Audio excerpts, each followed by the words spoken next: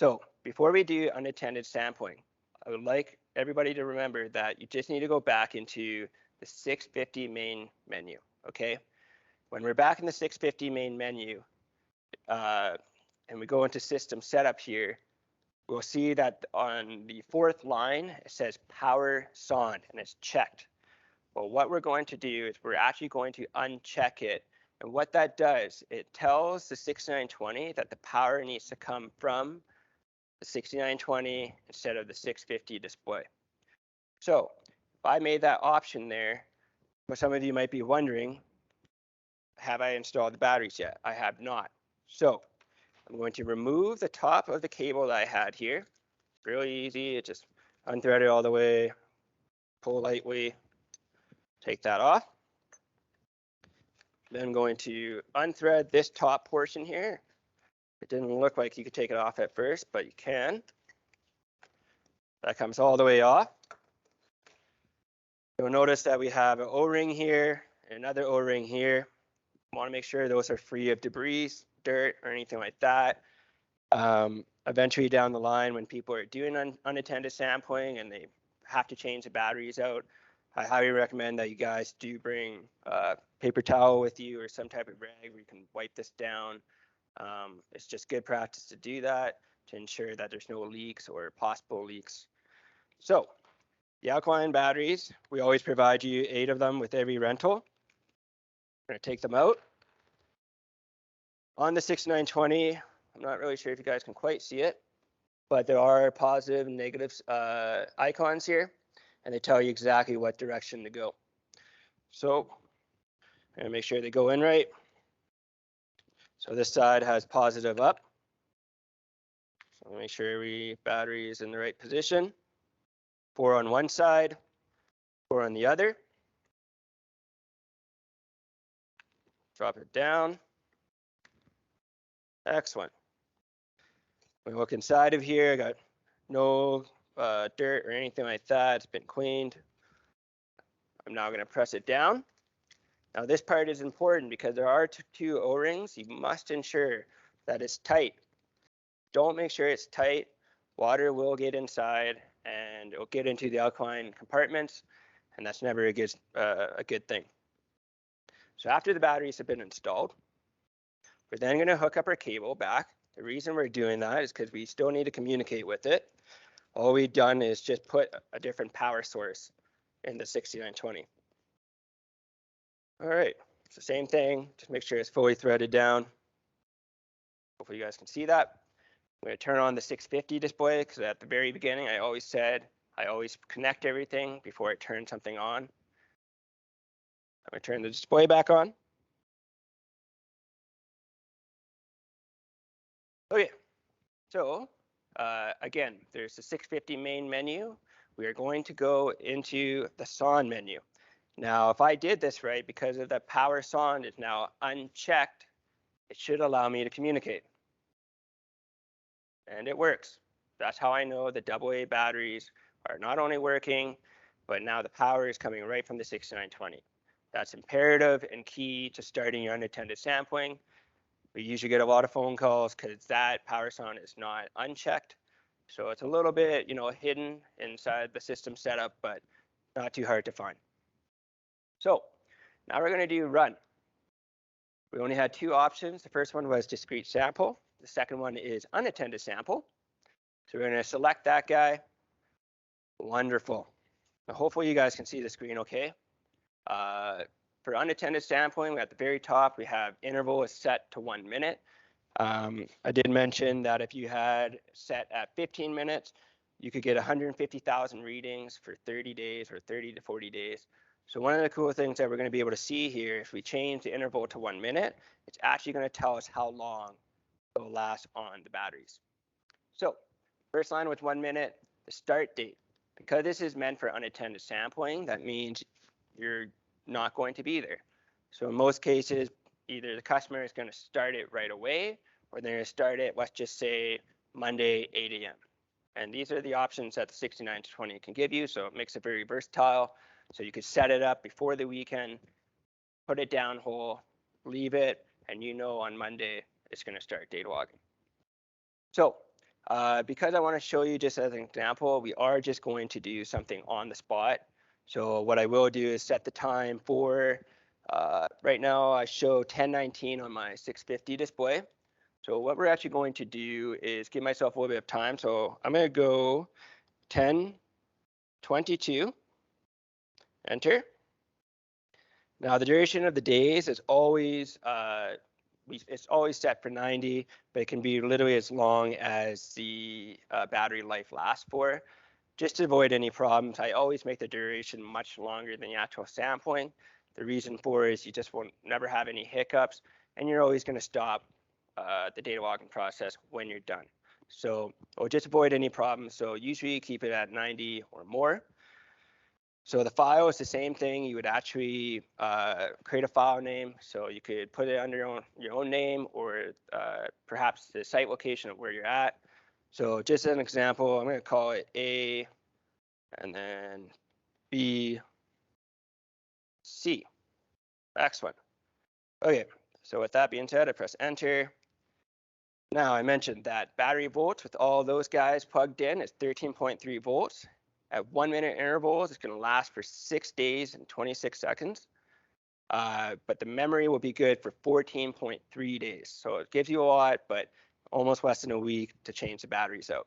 That obviously changes when you change the interval, so it lasts much longer.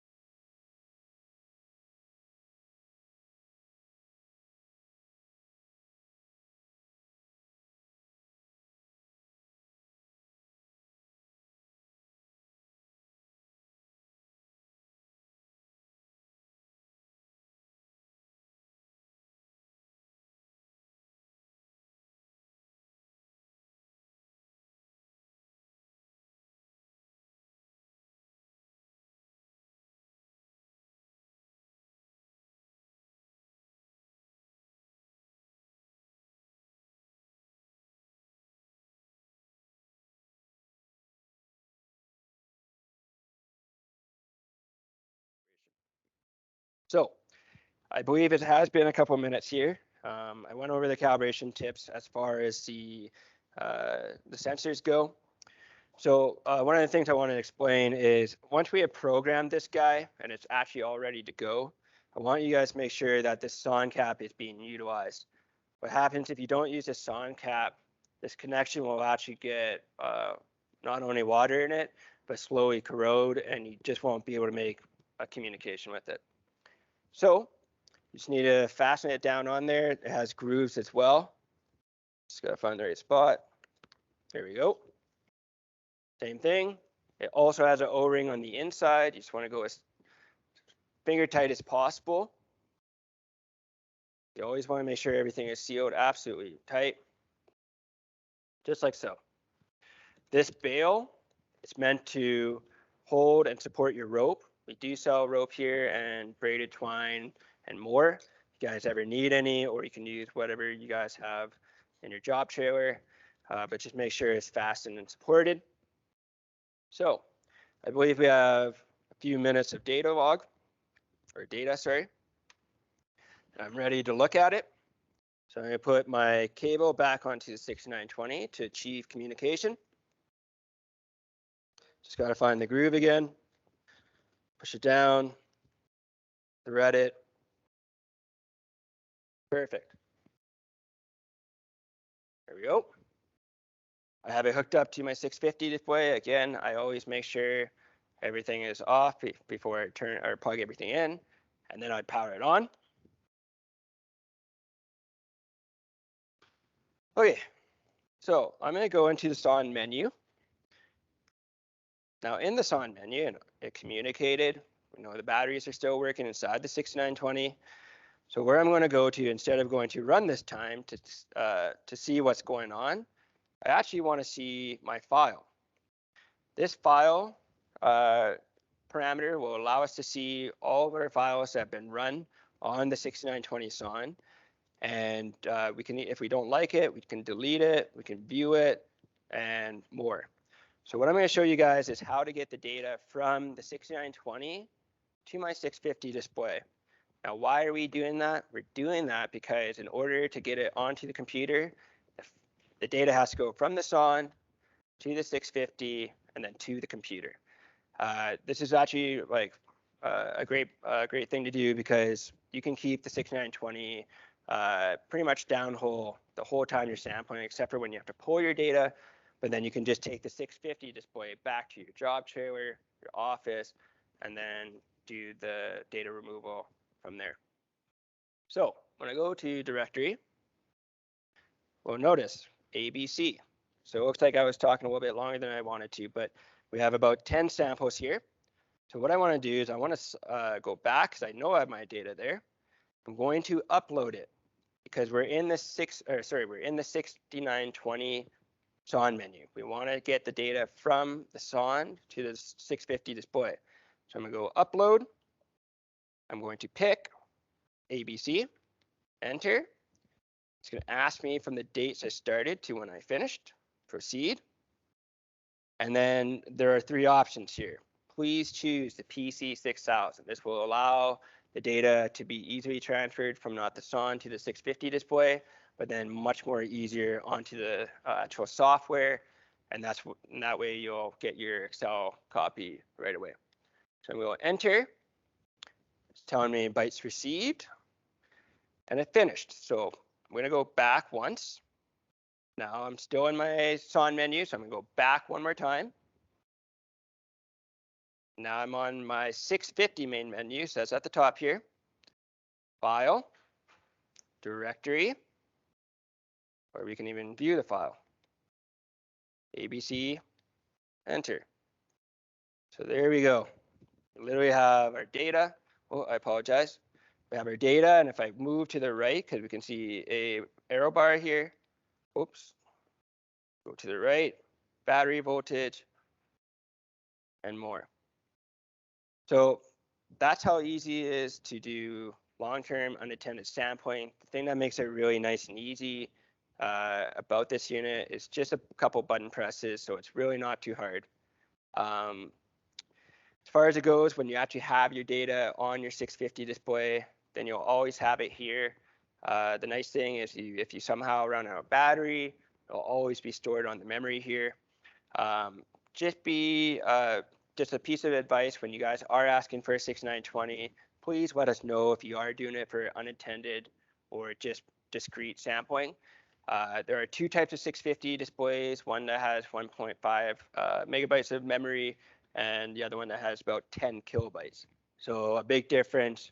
So obviously we look at the order, the tech notes are in that order, and we just want to make sure that you guys have everything that you need. So one other thing, if you might ask, is it still data logging? It is. I just transferred whatever data was on the SON at that time to my 650 display. So it actually is unaffected right now. So it's still data logging as we speak.